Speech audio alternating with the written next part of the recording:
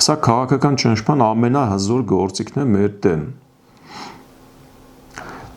Բացի այդ, մեր ատոմակայանի շահագործման ժամկետը մոտենում է ավարտին, եւ եթե որոշենք նոր կայան կառուցել, ապա ամենաէժան տարբերակը ամենայն հավանականությամբ նորից կառաջարկի Ռուսաստանը։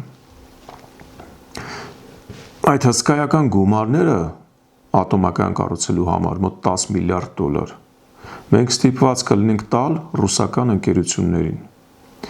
Իսկ ինչ կլինի, եթե մենք ինքներս ատոմակայանի փոխարեն մի այլ բան կառուցենք, եւ այդ գումարները կմնան մեզ եւ կողվեն մեր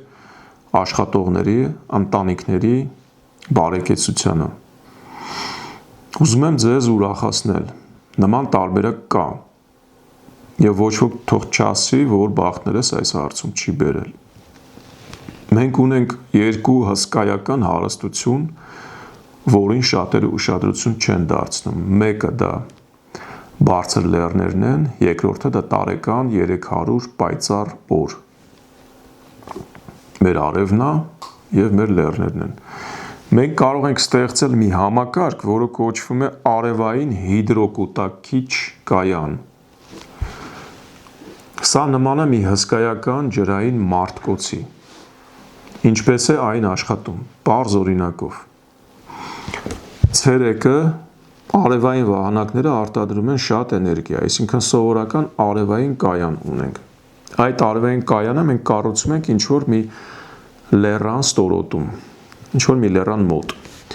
Քանի որ ցերեկը մարդիկ ավելի քիչ են լույս վառում, այդ ավելցուկային էներգիայով հզոր պոմպերը, ջուրը լեռան ստորոտից մղում են դեպի լեռան գագաթին գտնվող ջրամբարը։ Այսինքն մեկ ջրամբար ունենք լեռան ստորոտում, ներքևում, երկրորդ ջրամբարը մենք ունենք լեռան գագաթին, վերևում։ Ցերեկը, երբ որ արևա,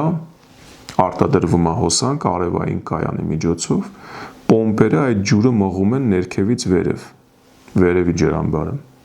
Գիշերը, երբ արևը մայր է մտնում, լեռան գագաթից ջուրը բաց են թողում նորից ներքև,